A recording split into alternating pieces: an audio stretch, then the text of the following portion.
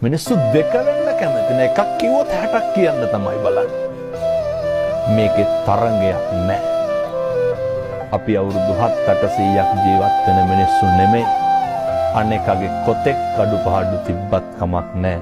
අපේ සත්පුරුෂකම විතරක් නිරන්තරයෙන් පින්නතුනේ ඉස්මතු කරගන්න බලන්න. අපිට අවැඩ කරන අපිට අකුල් හෙලන උදවියටත් මෛත්‍රිය කරුණාව දක්වන්න බලන්න. අපි දන්නවා මෙහෙම අපි දේශනා කරාට gedara ප්‍රායෝගිකව කරන්න බැරි වෙයි. ප්‍රායෝගිකව කරන්න බැරි වුණා කියන එක නිදහසට කාරණයක් නෙමෙයි. සංසාරේ කල්ප ගානකින් මගේ අම්මේ තාත්තේ අපි ආයේ මිනිස්සු වෙලා උපදින එකක් නැහැ.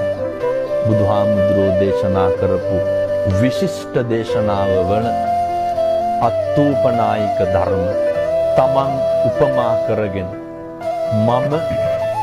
මට වෙනවට අකමැති දේවල් අනුන්ට කරන්න එපා.